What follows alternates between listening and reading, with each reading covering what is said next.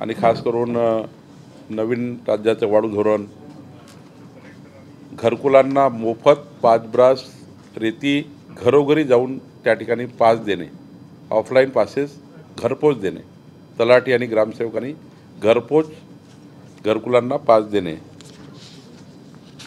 नवीन आपण कृत्रिम वाळू जे तयार करणार आहोत त्याचा धोरण कसं असणार आहे त्यावरचा सादरीकरण आणि 50 क्रेशर्स आम्हाला आता या वर्षभरामध्ये सोलापूरमध्ये सुरू करायचे आहे शासकीय जागेवर, जे फक्त वाळू तयार करतील.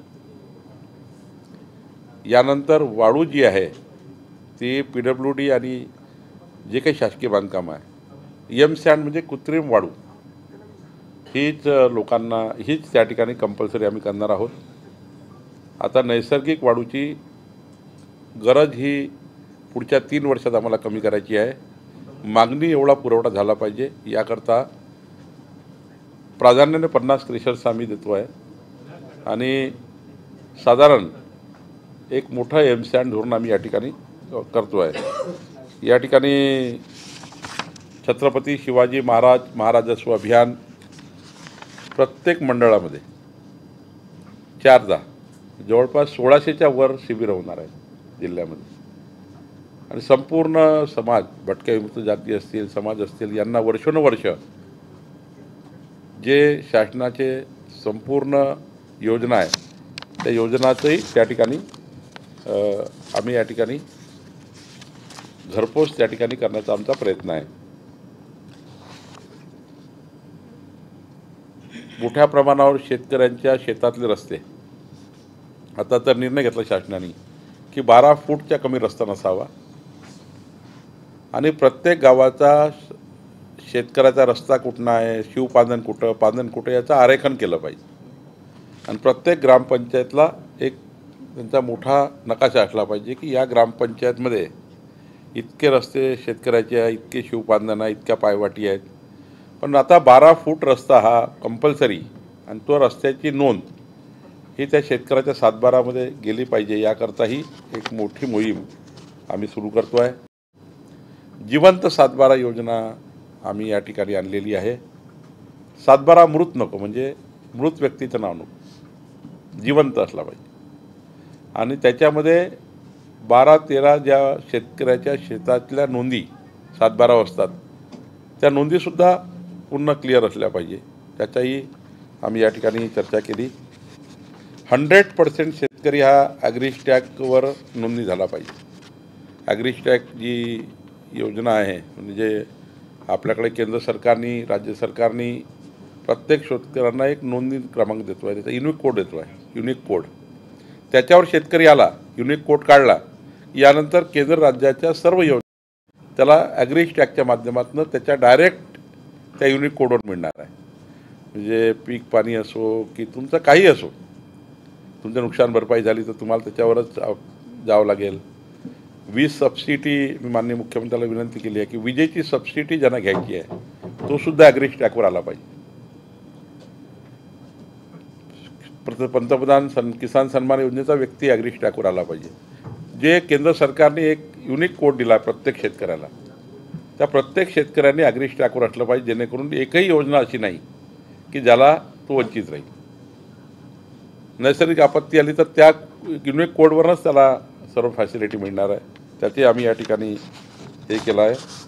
या ठिकाणी मी भूसंपादनाचे आढावा घेतला, कुठल्या कुठल्या हायवेचे भूसंपादन राहिले, काय राहिले, असे जवळपास 28 विषयावर माझी चर्चा झाली.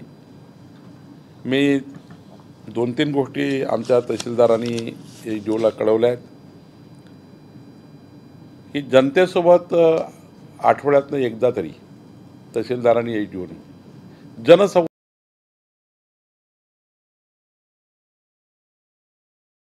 ते प्रश्न काय सरकारचा संकल्प देवेंद्र फडणवीस सरकारने केला आहे, मग तो खरंच होतो आहे का नाही. तुम्ही कधी कधी वृत्तपत्रात बातम्या येतात त्याचं उत्तर खंडन कसं केलं पाहिजे, कारण त्या बातम्यावर विधानमंडळात प्रश्न उपस्थित होतात. जे काही बातम्या प्रेसमध्ये येतात त्याच्यावरच विधानमंडळ गाजतं. त्याचं तातडीनं दुसऱ्या दिवशी आपण माननीय जिल्हाधिकाऱ्यांनी सुरू केलं आहे की त्याचं तातडीनं खरं असेल तर खरं सांगा किंवा त्याची दुरुस्त करून कळवा की हे चूक झाली होती, आम्ही दुरुस्त केली आहे. तर त्याच्याही आम्ही तयारी आज केलेली आहे. या ठिकाणी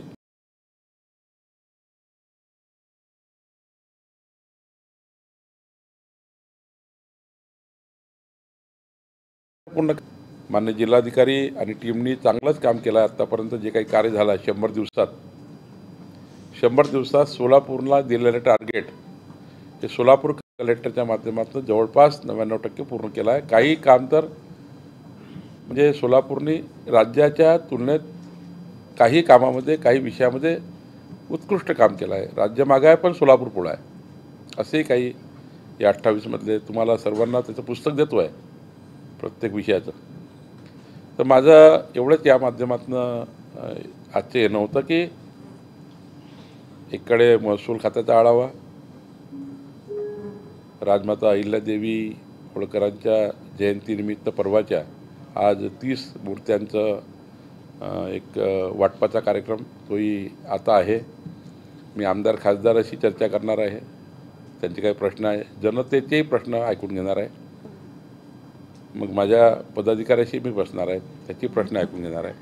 साधारण पूर्ण बॅक टू बॅक आजचा दिवस आहे. तर मला असं वाटतं की महसूल प्रशासन हे अधिक पारदर्शी करण्याकरता, अधिक गतिमान करण्यासाठी प्रत्येक जिल्ह्यात मी तहसीलदारपर्यंत आढावा घेणार आहे. पुढचा माझा प्रवास हा प्रांत कार्यालयात असणार आहे. कधीतरी प्रांत कार्यालयात जाईल, कधीतरी तहसीलदार कार्यालयात एखाद्या वेळी जाईल. एखाद्या दिवशी माझा प्रवास हा मुद्रांक निरीक्षकाच्या चेंबरमध्ये जाणार आहे, त्यांच्या ऑफिसमध्ये. कधीतरी मी TILRमध्ये जाणार आहे, तालुका निरीक्षक भूमी अभिलेखाच्या. सर्व नाही होऊ शकणार, क्रॉस जाईल. कधी तालुका निरीक्षक भूमी अभिलेख, एखाद्या वेळी मी सोलापूरला अचानक कुठे मी भूमिका घेतली आहे तालुका राज्यातच तालुका निरीक्षक भूमी अभिलेखाला. परवा मी अमरावतीमध्ये एका नोंदणी मुद्रांक अधिकाऱ्याच्या ऑफिसमध्ये जाऊन जो नोंदणी करणारा अधिकारी आहे काय चालू आहे तिकडे बघितलं.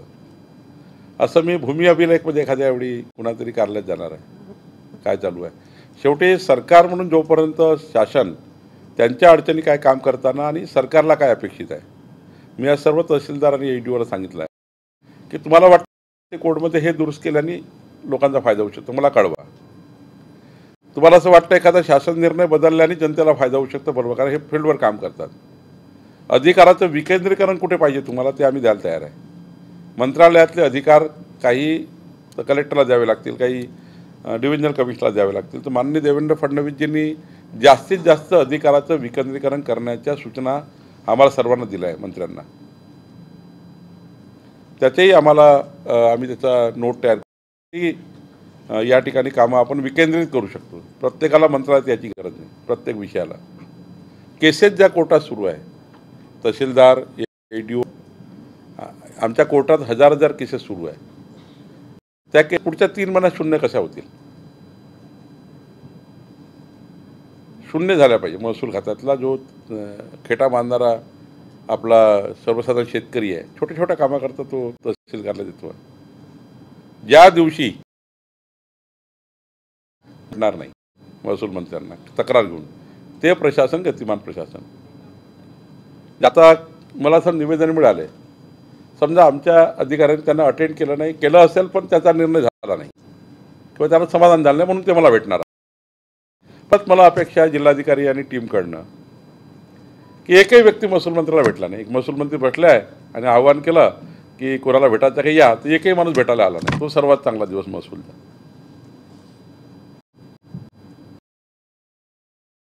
मध्ये काम करायचा प्रयत्न करतोय. सोलापूरलाही याच मानसिकतेत आलो आहे.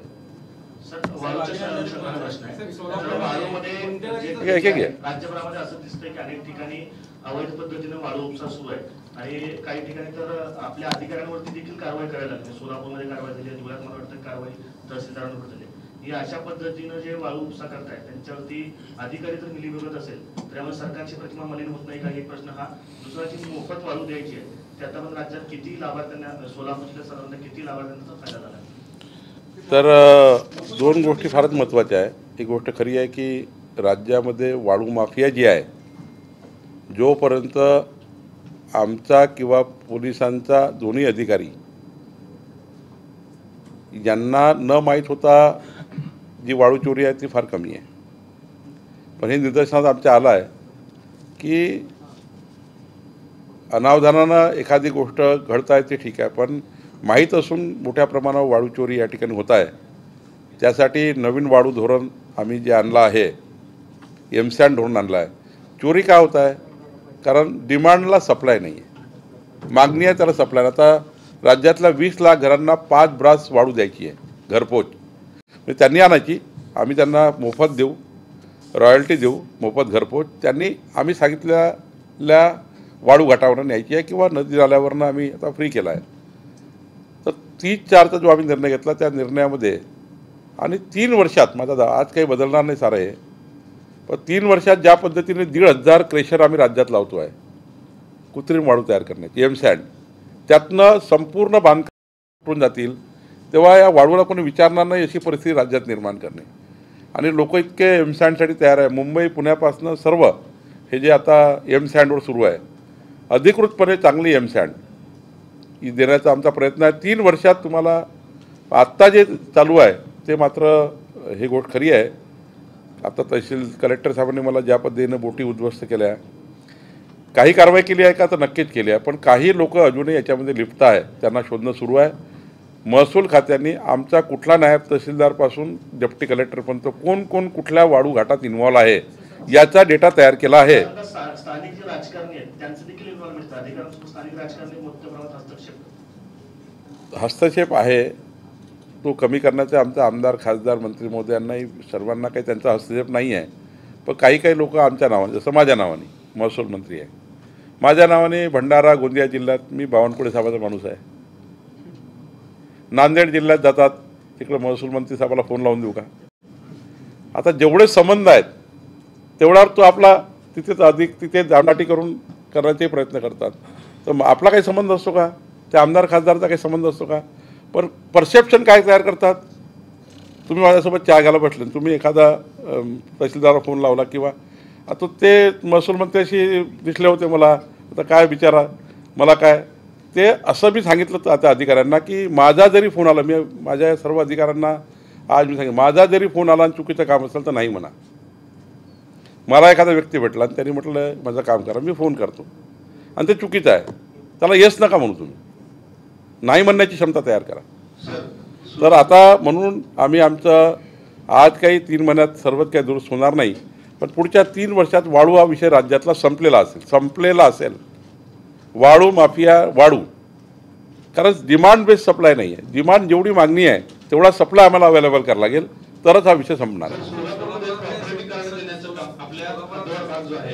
तुमच्या एका कलेक्टर साहेब आले आणि त्यांनी उतारे रद्द केले सगळे. ते उतारे रद्द करून 8 वर्ष झाले सर, आणि आपण ते प्रॉपर्टी कार्ड देण्यासाठी कमिटी गठीत केली होती. ती कमिटी काम अजून चालू झालेलं नाही, त्याचा काय आढावा घेतला? 100% स्वामित्व द्यायचं आम्हाला. गावठाण जे आहे, गावठाणाचं स्वामित्व योजनेत द्यायचे आहे आणि त्याचं आम्ही काम चालू केलं आहे. प्रत्येक गावठाणाच्या प्रत्येक व्यक्तीला स्वामित्व देणार आहोत आणि गावठाणाबाहेरच्या लोकांना राज्य सरकार योजना, गावठाण आता मोठं झालं, गावठाण केंद्र सरकार देणार.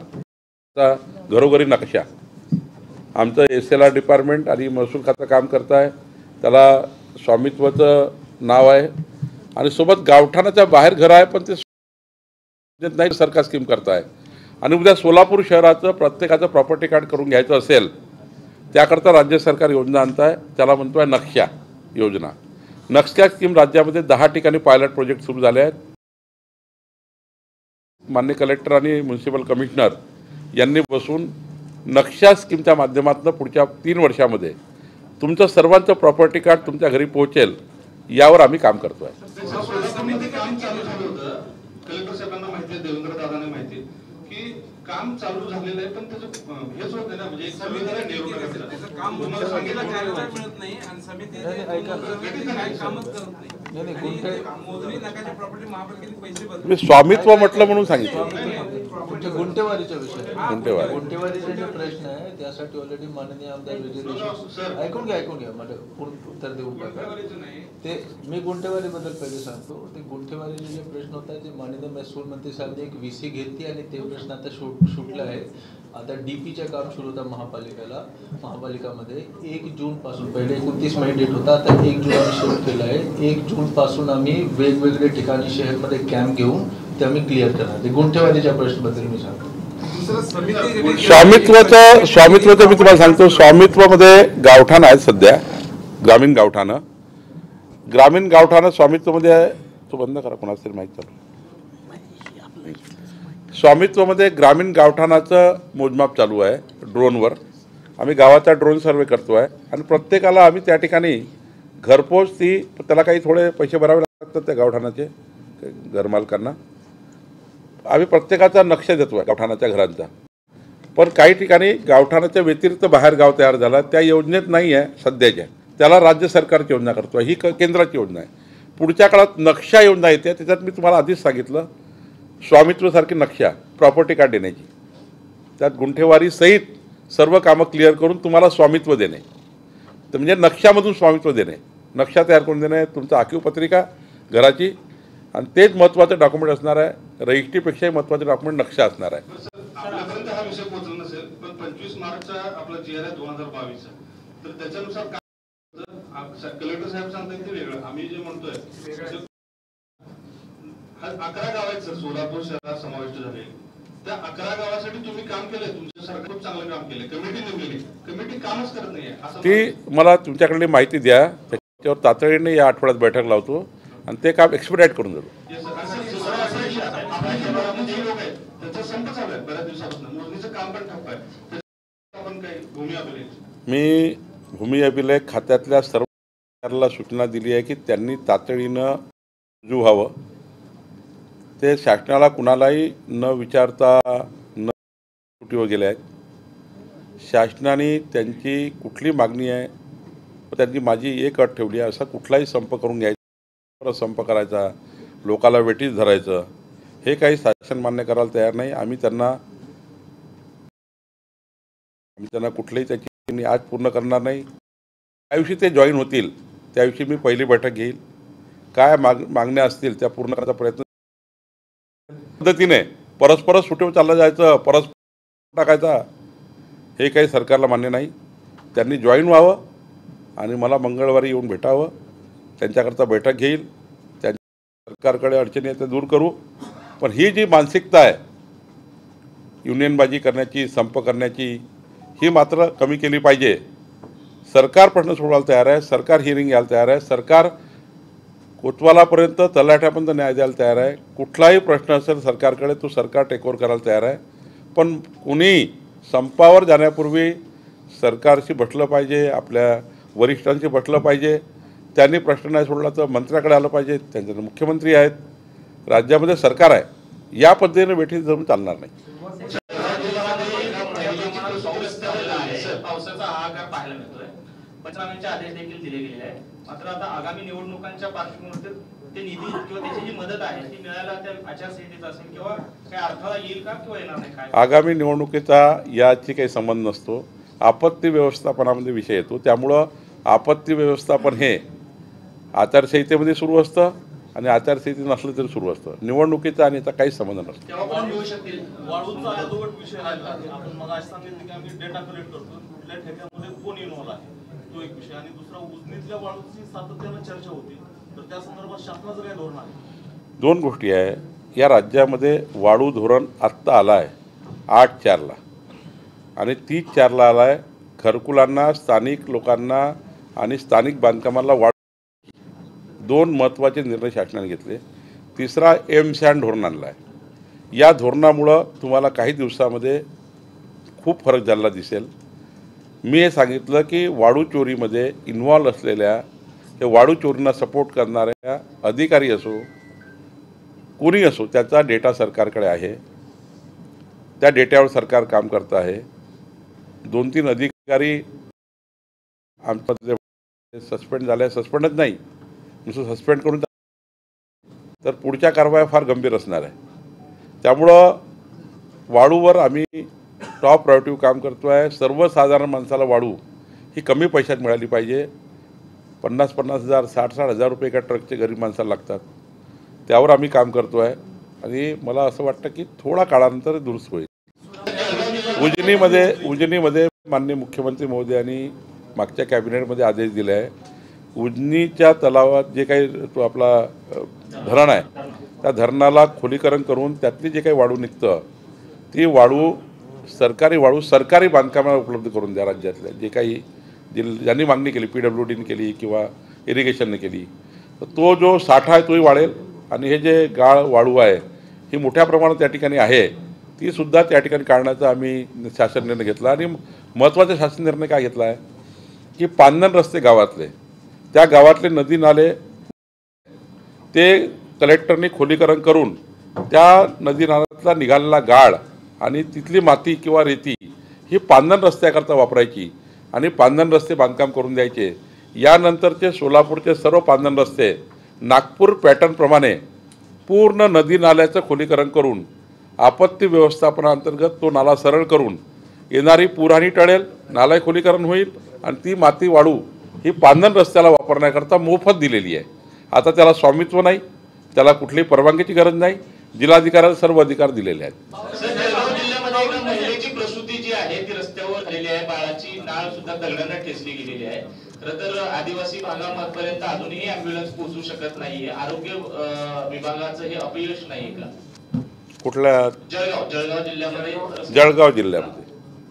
तर जळगाव जिल्ह्यामध्ये मला वाटतं आरोग्यमंत्री आंबेडकर जे फार इफिशियंट आहेत त्यांनी दखल घेतली असेल. पण मी बघतो तुमचा प्रश्न. सोलापूर शहरामध्ये आपल्या दौऱ्यामुळे जे काही आमदारांमध्ये पहिल्यापासून जे गटतटाचं राजकारण आहे आपल्या दौऱ्यामुळे हे गटतट मिटतील का? आमच्याकडे काही गटतट नाही आहे. प्रत्येकाला त्यांनी आपापले कार्यक्रम लावले आणि माझ्यापासून मी त्यांना सांगितलं आहे मी जेव्हा तुम्हाला वेळ दिली आहे तेव्हाच तुम्ही या. दिवसभराचे कार्यक्रम रद्द करू नका. आणि पदाधिकाऱ्याला मी वेळ दिली आहे, आमदारांना वेळ दिली आहे. मी एक आमदार साहेबाकडे जाऊनही आलो, दुसरीकडे जाणार आहे. त्यामुळं त्याची काळजी करू नका. सोलापूर एक संघ आहे. गेल्या काही दिवसामध्ये 2 घटना सोलापुरात महत्त्वाच्या घडल्या. बाजार समिती निवडणुकीमध्ये 2 आमदार विरुद्ध 2 आमदार, चौघही भाजपचे. भाजप शहराध्यक्ष निवडीमध्ये सुद्धा आम्हाला हे दिसतंय. तर ह्या सगळ्या भावना हे सगळं चित्र आपल्यापर्यंत पोहोचलंय का आणि त्याच्यावर आपण काय निर्णय घेणार आहेत का? पहिलं तर कोऑपरेटिव्ह सेक्टरमध्ये कुठलंही चिन्ह नाही, पार्टी नाही, काय नाही. त्यामुळं ज्याला जसं वाटतं तसं वागण्याची आम्ही मुभा दिली होती. आता आम्ही जिथे शून्य अपूर्ण तिथं आम्ही तर काही त्या ठिकाणी 1-2 लोक 4 लोक आता आम्ही अपूर्णच ज्या ठिकाणी आहे त्या ठिकाणी पूर्णत्वाकडे जावं लागेल. त्यामुळं काही मुभा आम्ही दिल्या होत्या. त्यात काही ठिकाणी नाराजी झाली आहे. ती नाराजी दूर करण्याचा आम्ही प्रयत्न केला आहे. दुसरं बरोबर आहे तुमचं तेच सांगेल तुम्हाला मी कधी चुकीचे प्रेस करत नाही. आणि दुसरं आपल्याला मी हे सांगतो की राहिला प्रश्न संघटनेचा निर्णय मात्र एकमताने झाला आहे. काही आमदार त्या ह्याला येत नाहीत, अध्यक्षांना कोंडीत करण्याचा प्रयत्न. तुम्ही आमदाराच्या पाठीशी आहात का संघटनेच्या पाठीशी आहात? आमची संघटना महत्त्वाची असतं. आमदार आणि संघटना ही 2 चाकं आहे आणि दोन्ही चाकाची गाडी 100च्या स्पीडने चालतं. त्यामुळे दोन्ही चाकं व्यवस्थित आहे आणि व्यवस्थित करू नाही. काही कामं असतात, काही महत्त्वाचे विषय असतात. मीच सांगितलं आज सचिन कल्याण शेट्टी बाहेर आहेत, त्यांना म्हटलं जा तू. वर्षभर 5-5 वर्ष आपण जनसेवा करतो. सकाळी 7 पासून रात्री 1 वाजेपर्यंत काम करतो. एखाद्या वेळी परिवारासोबत तरी मला सुट्टी मागितली, ते गेले. असं नाही आहे की कोणी मला विचारून गेलं नाही. सारेच मला विचारून गेले आहेत. त्यांनी त्या दिवशीचा कार्यक्रम मी आज अचानक कार्यक्रम दिला. त्याविषयी त्यांनी पूर्वनियोजित कार्यक्रम ठेवले असतील तर मी त्यांचा पूर्वनियोजित दौरा कशाला रद्द करू, कशाला एंगेज करून ठेवू. त्यामुळे मी नाही त्यांना एंगेज केलं नाही, त्यांना पाठवलं.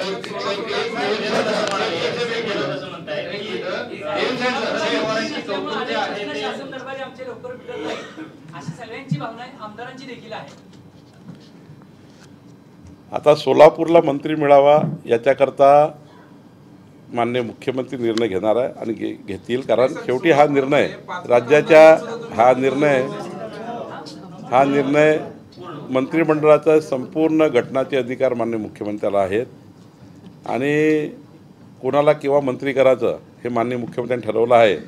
5 वर्ष सरकार आहे. त्यामुळं आता 4च महिने झाले आहे. या सरकारच्या पुढच्या 5 वर्षात आपल्याला दिसेलच काय नाही काय झालेलं. शरद पवारांचं कौतुक केल्यावरून संजय राऊतांनी फडणवीसांना टीका टीका केली की कदाचित त्यांनी दिल्लीची परवानगी घेतली असावी म्हणून त्यांनी कौतुक केलेलं आहे. आपल्या राज्याची संस्कृती संस्कार असे आहे की विरोधी पक्षामध्ये सुद्धा काम करणाऱ्या चांगल्या व्यक्तीचा गौरव केला पाहिजे. एखाद्या वेळेस पवारसाहेबांनी आपलं संपूर्ण आयुष्य जे महाराष्ट्राला दिलं आहे त्यात त्यांनी चांगलंही काम केलं आहे. कामाचं कौतुक करणे काही चूक नाही आहे. हे आपल्या राज्याची संस्कृती आहे. तर संजय राऊत संस्कृती संस्कार विसरले आहे, याला मी काय करू? आदिवासी विभागाचा निधी जो आहे आदिवासी विभागाचा निधी जो आहे तो तिसऱ्यांदा वळवण्यात आलेला आहे. लाडकी बहीण योजनेसाठी हा 335 कोटीचा निधी जो आहे तो वळवण्यात आलेला आहे. दुसरीकडे समाज कल्याण विभागाचा निधी देखील लाडक्या बहिणीसाठी वापरण्यात येतो. या विभागाचा कुठेतरी विकास रखडतो असं वाटतंय. अत्यंत फेक बातमी आहे. तुम्ही असं बोलू नका. बोलण्यात तथ्य नाही, बातमीत तथ्य नाही. काहीतरी व्हॉट्सअपवर या सरकारचा बद्दलचा संभ्रम निर्माण करण्यासाठी आदिवासी भागातल्या समाज आणि मागासवर्गीय समाज कुठलंही सरकार, कोणाचंही सरकार हे कधीही या पैशाला रिझर्व्ह पैसा आहे. आदिवासीसाठी 11% जे काही सामाजिक न्याय आमचं जे टक्केवारी आहे, या टक्केवारी जी एकदा बजेटमध्ये अलॉट झाली त्या हेडला, त्याला कुणाची काढण्याची हिंमत नाही आहे. आणि लाडक्या बहिणीची जी योजना आहे त्याचं बजेट हेड वेगळं आहे, ते महिला बालकल्याणकडे आहे. कोणी समाज कल्याणचे पैसे महिला बालकल्याण आणत नाही, कोणी आदिवासीकडे आणत नाही. त्यामुळं अत्यंत चुकीच्या पद्धतीनं सरकारला बदनाम करण्याकरता तयार केलेली जाणीवपूर्वक बातमी आहे जी व्हॉट्सअपवर फिरत आहे. मला वाटतं की ज्या पद्धतीचा सुप्रीम कोर्टाचा निकाल आहे, 27% ओबीसी आरक्षण क्लिअर झालं आहे. 3 महिने सुप्रीम कोर्टाने सांगितले आहे. आणि मला असं वाटतं की हा ऑक्टोबर हा दिवस संपतो की 3 महिने 3.5-4 महिने पावसाळा संपला तर ऑक्टोबरच हा आपल्या तसाच काळ आहे सरकार म्हणजे राज्य निवडणूक आयोगाचे. शेवटी राज्य निवडणूक आयोगाचे अधिकार आहेत. त्यांनी सुप्रीम कोर्टाच्या निकालाचं पालन करण्याचा निवडणूक आयोगाला आहे. सरकारला फक्त यंत्रणा द्यावी लागतं. ती यंत्रणा देण्याकरता माननीय मुख्यमंत्र्यांनी आधीच सांगितलं राज्य निवडणूक आयोग ज्या दिवशी लावेल त्या दिवशी राज्य सरकार तयार आहे. आणि राहिला भारतीय जनता पार्टीचा प्रश्न, उदय लावला तर आमची पार्टी तयार आहे. साहेब, राहुल गांधींनी जो आहे तो कोर्टात दावा केलेला आहे की विनायक दामोदर सावरकर आणि नथुराम गोडसे यांचे रक्तनाते संबंध होते, त्यांनी ती गोष्ट लपवलेली आहे. तर राहुल गांधी किती वेळे झाले आहे हे पूर्ण देशाला माहिती आहे. ऑपरेशन सिंदूर सारख्या ऑपरेशनवर आपल्या सैनिकावर ते प्रश्नचिन्ह उभे करतात. कुणाकुणावर प्रश्नचिन्ह उभे करतात. सावरकरांचा अपमान त्यांनी 3दा केला महाराष्ट्रात येऊन, त्याला फटकारला आहे कोर्टाने. ते वेळे झाले आहेत, त्यामुळे त्या वेळेच्या मागे तुम्ही लागू नका. राज्यभर दौरा करताय, सगळ्या भाजप पदाधिकाऱ्यांच्या भेटीगाठी घेताय. महापालिका निवडणूक भाजप कार्यकर्ते स्वबळावर लढायचं असं सगळीकडनं तुमच्यापर्यंत यायला लागले का? नाही, महायुतीमध्येच निवडणुका होणार आहेत. राज्याचे असेच आदेश आहे. पण ज्या ठिकाणी कुठं जर 19-20 दिसलं त्या ठिकाणी आम्ही प्रयत्न करू. पण ज्या ठिकाणी समजा नाहीच जुळलं, खूप प्रयत्न केले, नाहीच जुळलं, जर संसारामध्ये आपलं होतं, खूप प्रयत्न करते व्यक्ती, नाही जुळलं, तर नंतरही प्रयत्न करता येतं की तुम्ही मित्रपक्ष म्हणून आपसात समजा मैत्रीपूर्ण लढत केली तर नंतरही आम्हाला एकत्र येता येतं. असं नाही आहे की महायुतीत काही प्रॉब्लेम येईल. आधीच आम्ही प्रयत्न करू योग्य पद्धतीने महायुतीत लढायचा. नाही जुळलं तर मैत्रीपूर्ण होईल. काय तुम्ही संजय राऊताला घेऊन बसले वारंवार रोज रोज.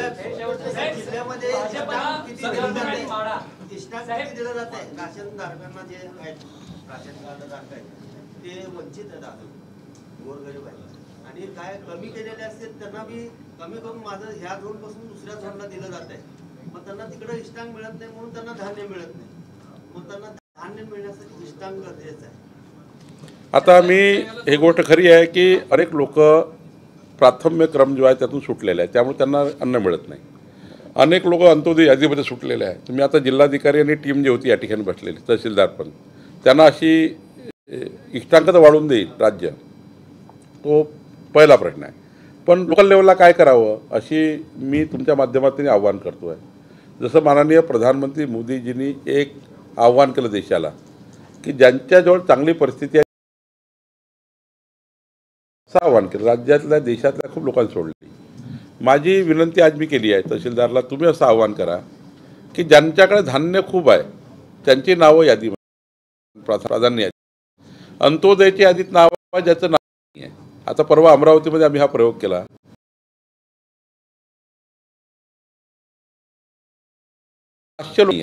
त्यांचे नाव त्याच्यामध्ये आले.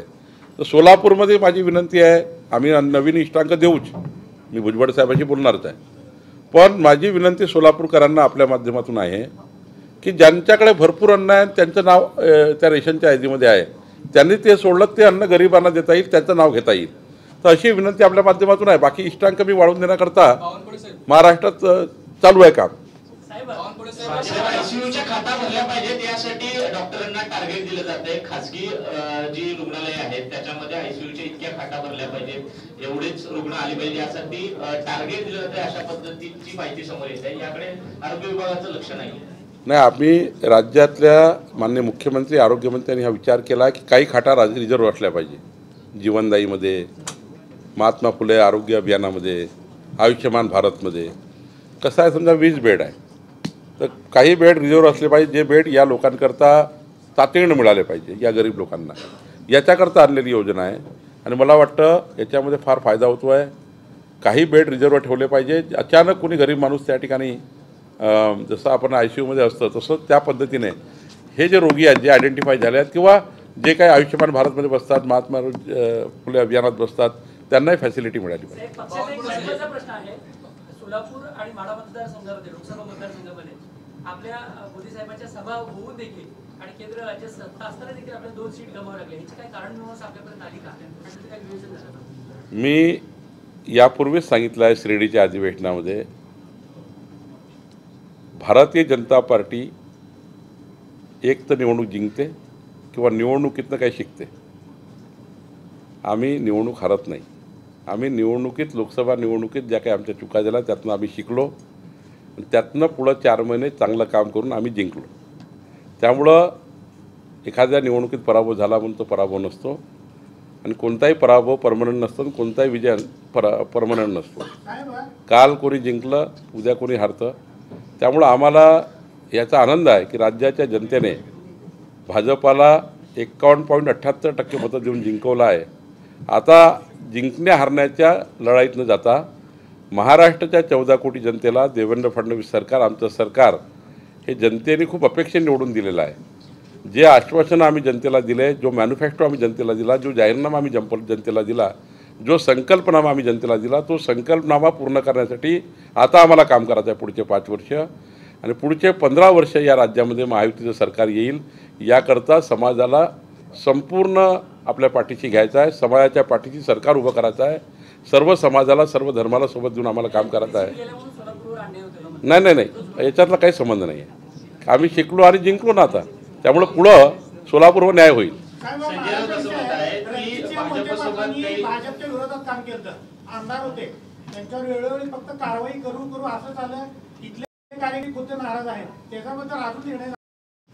त्याबद्दलची आमच्या केंद्रीय स्तरावरची जी आमची अनुशासन समिती आहे, त्या अनुशासन समितीकडे हा विषय आहे आणि त्यामुळं ते अनुशासन समिती केंद्राची निर्णय घेईल आणि कारण शेवटी एखाद्या विधान परिषद सदस्याबद्दल किंवा विधानसभा सदस्याबद्दल अनुशासन कारवाई करायची असेल तर केंद्रीय भारतीय जनता पार्टी तो निर्णय करतं. केंद्रीय भारतीय जनता पार्टी जे काही लोकांच्या तक्रारी आहेत, लोकांचं म्हणणं आहे, ते सर्व ऐकून घेतलेलं आहे. योग्य निर्णय होईल. जर अनुशासन समितीला काय आढळलं ते निर्णय करतील. साहेब, राज्यामध्ये महत्वाकांक्षी केंद्र सरकारची महत्वाकांक्षी योजना आहे प्रधानमंत्री आवास योजना.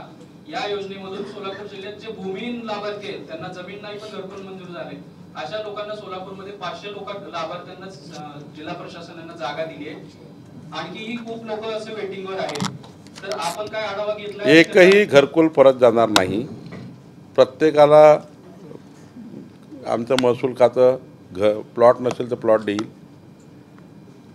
आणि सरकारने निर्णय घेतलेला आहे की 50,000 रुपयापर्यंत प्लॉट घेता येतं घरकुलाला. आता प्रायव्हेटही प्लॉट घेता येतं, त्याच्याकरता वेगळं अनुदान दिलं आहे, वेगळी सोलरची योजना दिली आहे. त्यामुळं प्लॉट नसेल तर प्लॉट घेण्याकरता पैसे दिले, प्लॉट नसेल तर 6 घरकुल एकत्र बांधून माळासारखे बांधून देण्याचा निर्णय एका प्लॉटवर केला आहे. जिथे पट्टा येत आहे तिथे पट्टा देण्याचा निर्णय केला. एकही घरकुल राज्यातलं पट्ट्याशिवाय किंवा त्याला घर जागा मिळणार नाही असं राहणार नाही. 50,000 तुम्ही दिलं जातं शासनाला आणि तिकडं बांधकाम परवान्याला 20-25,000 रुपये लागतात. कसं होणार? घरकुल परवान्याला कुठलाही पैसा लागत नाही. चुकीची बातमी आहे. बांधकाम परवाना मी आपल्याला जाणीवपूर्वक सांगतो, चुकीची माहिती आहे. चुकीचं कोणी केलं चुकीचं आहे. घरकुलाच्या बांधकामाच्या मंजुरीला 1 रुपया लागत नाही. उलट घरकुलाच्या बांधकामाच्या प्लॉटची रजिस्ट्री 1,000 रुपयात करून देण्याचा निर्णय शासनाने घेतला आहे. फक्त 1,000 रुपयामध्ये 1,000 रुपयात घरकुलाच्या प्लॉटची रजिस्ट्री करून द्यायची. उलट 50,000 रुपये त्याला द्यायचे घराचा प्लॉट घेण्याकरता आणि 2.5 लाख रुपये सरकारने द्यायचे. वर सोलर मोफत द्यायचं आणि वर 5 ब्रास रेती मोफत द्यायची. आता हे पूर्ण आढावा घ्यायला लागेल. राज्याचा आढावा तिथे देऊ शकत नाही. 20 लाख आहेत टार्गेट आणि सोलापूरला खूप मोठं टार्गेट आहे. त्यामुळे सोलापूर कलेक्टरने मला सांगितलं की राज्यातलं एकही घर परत जाणार नाही आणि मी सुद्धा घर परत जाणार नाही. संजय राऊतांनी भाजपला गटारीची उपमा दिलेली आहे, गटारीच्या पाण्याची उपमा दिलेली आहे. त्याचं म्हणतात भाजपसोबत जाण्याची तहान लागली. मात्र कशाला तुम्ही ज्याला राज्य ऐकत नाही, ज्याला जनता ऐकत नाही, ज्याला कोणी ऐकणं सोडलं त्याच्याबद्दल कशाला विचारता? कोण विचारता आहे? झाला आता संपला विषय. पुढच्या 5 वर्षांनी बघू त्याचं काय.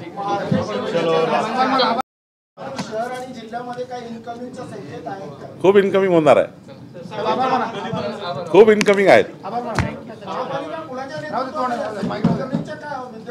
नाही, महापालिका ही महायुतीच्या संपूर्ण म्हणून लढणार आहोत. धन्यवाद.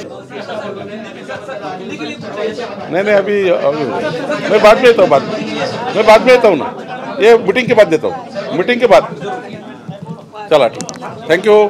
आमचं हे पुस्तक घेऊन जा तुम्ही सर्व. पुस्तक जे आहे ना PDF तुम्हाला पाठवतो.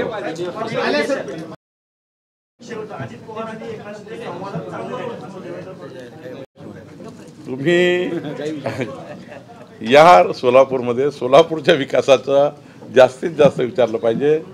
माझ्या मते अशा प्रश्नामध्ये उगीच महायुतीमध्ये कुठलाही दगड पडणार नाही ती काळजी घ्या. तुम्ही काळजी घ्या, आम्ही काळजी घेतो. चला बैठक पटकन 5 मिनिटात. मुद्रांक अधिकारी TILR दोन्ही हो.